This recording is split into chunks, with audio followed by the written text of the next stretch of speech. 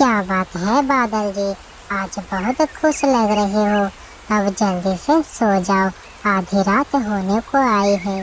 बिजली, मुझे तो अब ये बारिश भी अच्छी लगती है। देखो तो, चारों तरफ से हल्की हल्की बारिश की बूंदें आ रही है और बाकी पक्षियों का घोंसला तो घास फूस का बना हुआ है जो नहीं टिक सकता। मेरे जैसा मजबूत घर है किसी का पूरे जंगल में? नहीं है, नहीं है। और यह बात मैं तुम्हें कल से 100 दफा बता चुकी हूँ। बादल भैया ने अभी अभी सुंदर और मजबूत घर बनवाया था।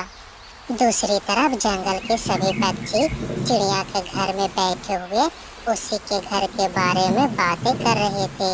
चिड़िया बहन, मेरा तो मन कर रहा है मैं कभी का घर अंदर से एक बार देखाऊं।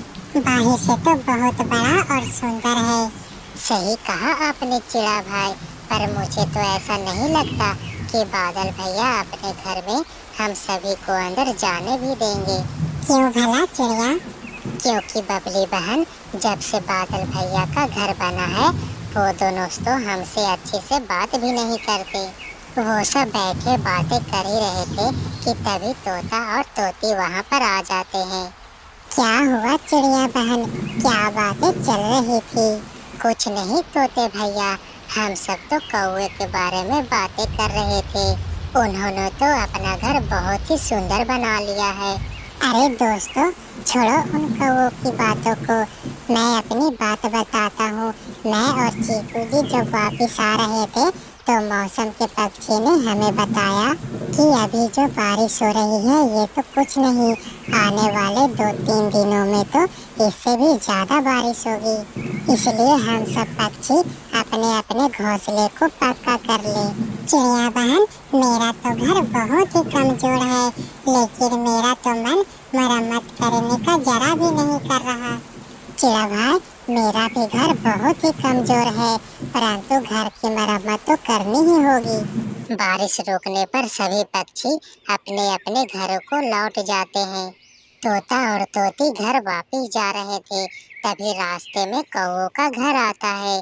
चीकू जी, मैं क्या कहती हूँ कि मौसम की चेतावनी तो हम इन कौवों को भी दे देते हैं। भला इन कौवों को चेतावनी की क्या जरूरत, इनका घर तो वैसे भी बच जाएगा। नहीं नहीं, हमें बता देनी चाहिए, इसी बहाने हमें इनका घर भी देख लेंगे। हाँ हाँ, क्यों नहीं, ये बात तो तुमने बिल्कुल ठीक कही है। तोता दरवाजे पे दस्तक देता है। अरे, कौन है बाहर? बड़ा घर देखा नहीं कि मुंह उठाकर चले आए। बिजली गुस्से में दरवाजा खोलती है। बिजली, हम मुंह उठाकर नहीं आए, ये तो चिंकी ने कहा तुम्हारा भला करने के लिए, वरना हमें क्या पड़ी है तुम्हारी भलाई की। अच्छा, तुम मेरा क्या ही भला करोगे, पहले जाकर तुम अपना भला करो। इतना बड़ा घर देखा भी है कभी, चले आए यहाँ। हाँ हाँ, मैंने इतना बड़ा घर कभी नहीं देखा है और देखना भी नहीं है। बिजली और तोते की बातें सुनकर सभी पक्षी वहाँ पे इकट्ठे हो जाते हैं। क्या बात है तोते भैया, आप ऐसे क्यों लड़ रहे हो? चिड़िया बहन, मैं कौन सी लड़ाई कर रहा हूँ, इस कवि को तो ज्यादा ही पर लग गए हैं। मैं और चिंकी तो इन्हें बरसात की चेतावनी देने आए थे, लेकिन ये तो हमसे लड़ने ही लग गई। अच्छा, हमारा बड़ा घर देखकर तुम सबको जलन हो रही है ना? हमें तो बरसात की कोई चिंता नहीं करनी है, चिंता तुम सब पक्षी करो, क्योंकि तुम्हारा घर बरसात में बह जाएगा। सभी पक्षी वहाँ से लौट जाते हैं और चिंकी अपने पति को लेकर घर जाती है। चीकू जी, आपको क्या जरूरत थी उस कवि की मुंह लगने की? तुम्हें ही जाना था उस कौवों को सूचना देने। घर क्या बना लिया उन कौवों ने कि हवा में ही उड़ने लगे।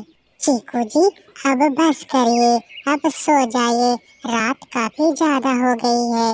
रात हो चुकी थी, जंगल के सभी पक्षी अपने अपने घरों में सो चुके थे, लेकिन तोते को नींद नहीं आ रही थी। जब तक मैं इस कवि को मजा नहीं चखा देता मुझे चैन नहीं आएगा। बड़ा घमंड है ना इसे अपने घर पे। अब देख बिजली की बच्ची मैं क्या करता हूँ।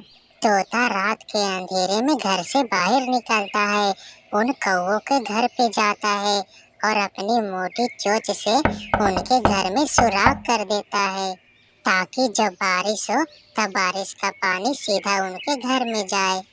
तभी आसमान में बादल गरजते हैं और तेज बारिश शुरू हो जाती है। अरे वाह, बारिश तो शुरू हो गई। अब मजा आएगा इस बिजली को चीकू से पंगा लेने का।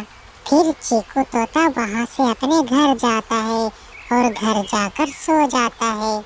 जंगल में बारिश बहुत ही ज्यादा हो रही थी। मानो खिड़की बंद कर दो, बारिश बहुत ज्यादा हो रही है, मुझे ठंड लग रही है। हाँ हाँ, क्यों नहीं जी, मैं खिड़की बंद कर देती हूँ। बारिश सही में बहुत ज्यादा हो रही है, मानो जैसे कोई बहुत बड़ा तूफान आने वाला हो। ये तो बहुत ही अच्छा हुआ जो हमने वक्त रहते घर की मरम्मत कर ली। बिजली, बाहर बहुत ही तेज बारिश हो रही है, लेकिन हमें इस बारिश की कोई चिंता नहीं, क्योंकि हमारा घर बहुत ही पक्का है।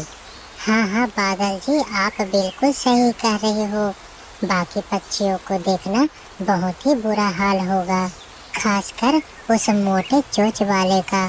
तभी बिजली कौवे की नजर पड़ती है, जहाँ एक छेद से पानी घर के अंदर आ रहा था।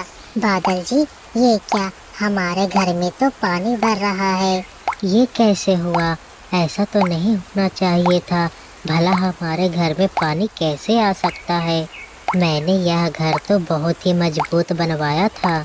मुझे तो लगता है ये जरूर मोटे चोंच वाले का ही काम है, मुझसे बदला लेने के लिए। जो भी हो बिजली, हमें घर से बाहर निकलना होगा, वरना हम घर के अंदर ही मर जाएंगे। वो दोनों घर से बाहर आते हैं तो देखते हैं हर तरफ पानी ही पानी था। पूरे जंगल में बाढ़ आ चुकी थी, सभी पक्षियों का घोंसला पानी में बह चुके थे। वो कौवे एक पेड़ की डाल पर बैठ जाते हैं, वहीं दूसरी तरफ सभी पक्षी भी एक पेड़ की डाल पर बैठे हुए थे। कबूतर यार, मेरा भी घर टूट गया, लेकिन चिड़िया कहाँ चली गई? चंदू, चिड़िया कहाँ है? चलो दोस्तों, मेरे साथ चलो सभी। मैंने सभी के लिए एक सुरक्षित जगह ढूंढ ली है। मानो चिड़िया के कहने पर जंगल के सभी पक्षी चिड़िया के पीछे पीछे उड़ते हैं। तभी उन्हें बिजली और बादल की आवाज सुनाई देती है। बचाओ बचाओ, कोई हमें सुन रहा है तो हमारी मदद करो, हम और बिजली यहाँ पर फंस चुके हैं, बचाओ बचाओ। चलो बादल और बिजली हमारे साथ चलो, वरना इस बारिश में तुम दोनों भी बह जाओगी। लेकिन कहाँ जाएंगे हम? बिजली, तुम चिंता मत करो, मैंने एक सुरक्षित जगह ढूंढ ली है।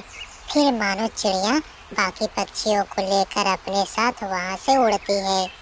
वो सब एक बड़ी सी पेड़ की बड़ी सी खोखड़ में जाकर बैठ जाते हैं। हमें तो लगा था कौवों का घर बहुत ही मजबूत है, लेकिन बारिश के पानी में उनका भी घर बह गया। नहीं कबूतर, ये सब इस मोटे चोंच वाले का किया है, पूछो इससे। चीकू तोता सारी बात बता देता है। चीकू भैया, ये तो बहुत ही गलत बात है, लेकिन इसका ये मतलब तो नहीं आप किसी को मुसीबत में डालो, लड़ाई झगड़ा तो होता ही रहता है। हाँ चिड़िया, मैं अपने किए पर बहुत शर्मिंदा हूँ, बिजली मुझे माफ कर दो। ठीक है तोते, मैं तुम्हें माफ करती हूँ, लेकिन मुझसे भी गलती हुई है, तुम भी मुझे माफ कर दो।